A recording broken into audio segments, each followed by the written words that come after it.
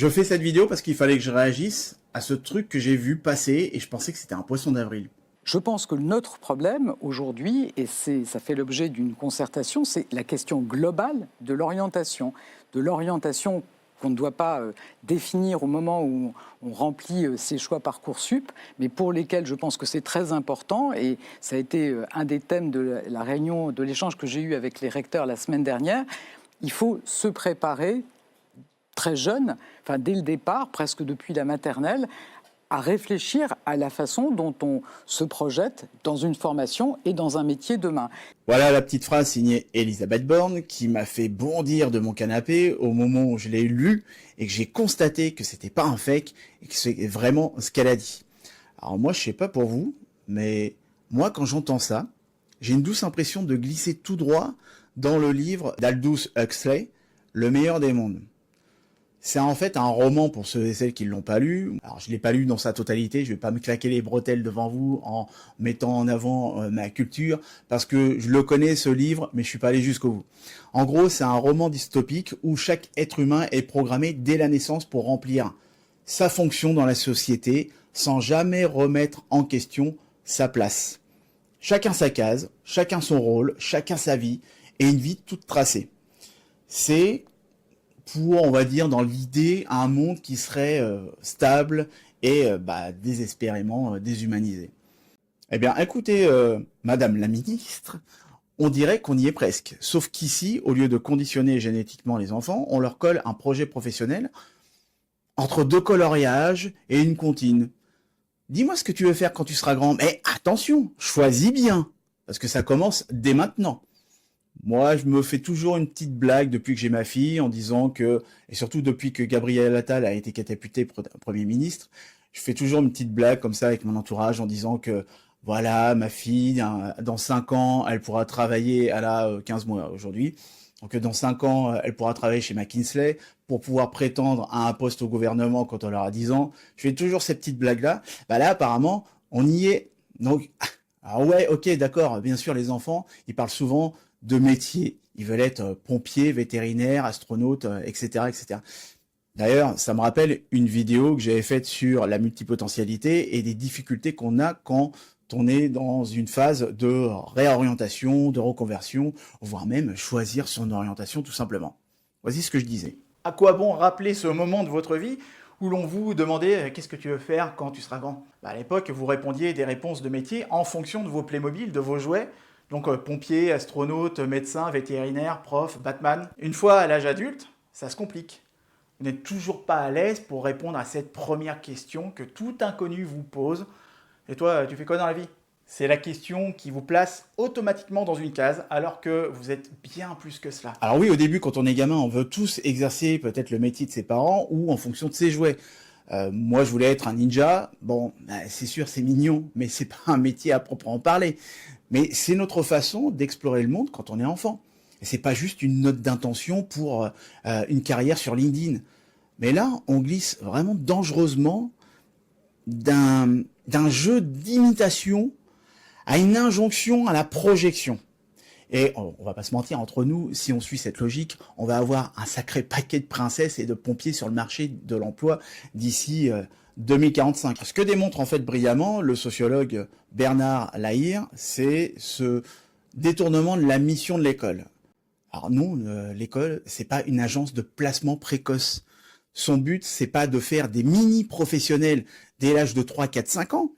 L'école, c'est d'abord un lieu d'éveil, d'exploration et surtout de curiosité. C'est un espace pour apprendre à penser et pas à choisir un métier sous pression. Et surtout, et là, c'est vraiment central, tous les enfants ne partent pas avec les mêmes chances. Parler d'orientation dès la maternelle, c'est confronter les inégalités sociales dès le départ. Moi, je vous recommanderais de faire une petite recherche sur Google pour voir qu'est-ce que ça veut dire exactement les parents initiés. Et je pense que vous allez vous en rendre compte très rapidement de ce que je suis en train de vous dire là.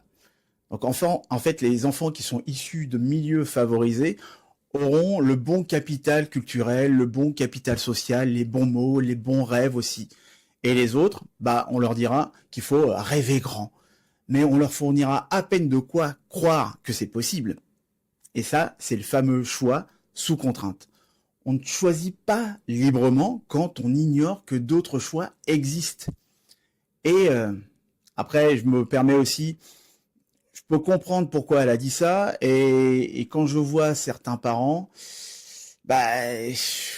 voilà, c'est un discours en fait qui trouve aussi un écho chez certains parents qui projettent sur leurs enfants des ambitions, des idéaux, des insécurités même. Moi, j'habite en face d'un terrain de foot. Si vous voyez le nombre de papas ambitieux, j'appelle ça comme ça, qui entraînent leurs enfants pour pouvoir peut-être probablement intégrer un club de foot pour plus tard, pourquoi pas, hein, je ne juge pas, hein, mais il y a quand même pas mal de choses qui me ramènent, moi, à ce que j'arrive à comprendre de la psychanalyse. Et la psychanalyse, elle parle de l'enfant narcissique. C'est celui qui vient réparer les failles ou combler les désirs non réalisés des adultes. Donc, l'enfant, il devient alors le support d'une trajectoire sociale qui est plus ou moins fantasmée. Il est curieux, il s'exprime bien, je le vois avocat. On entend ça dès la moyenne section. Et pourtant, on parle d'un petit humain qui ne sait pas encore attacher ses lacets. Et ça commence encore plus tôt avec une idée qui est très répandue. Inscrire son bébé en crèche pour qu'il se socialise. C'est l'argument qu'on voit chez la plupart des parents. Et aussi de certaines institutions, disons clairement. Parce qu'ils sont persuadés que plus tôt l'enfant est exposé à la vie en groupe, plus vite il deviendra un adulte sociable, performant, bien adapté. Sauf que, non, c'est pas comme ça que ça marche. La psychologie du développement est claire. Et d'ailleurs, moi je vous recommanderais de regarder, alors déjà ce reportage qu'il y a eu sur Zone Interdite il y a pas si longtemps que ça, sur les critiques de la parentalité positive, qui à mon avis n'est pas vraiment un reportage sur la parentalité positive, mais voilà, on va montrer des personnes qui sont plutôt en difficulté et qui ont des carences à fixer des limites, enfin bref. Moi je vous recommande aussi le podcast de Caroline Goldman, dont ma conjointe me parle très souvent. Toutes ces personnes-là qui travaillent autour du développement de l'enfant sont claires, avant 3 ans, la véritable socialisation passe par l'adulte de référence, pas par les autres enfants. Un bébé mis trop tôt dans un environnement collectif qu'il ne comprend pas encore peut davantage être confronté à du stress qu'à un gain relationnel. Il joue pas avec, il joue à côté. Ce qu'il apprend surtout, c'est à composer avec un environnement parfois surstimulant, voire insécurisant, et à intérioriser très tôt l'idée que la performance relationnelle est attendue de lui. Résultat, on confond développement et adaptation.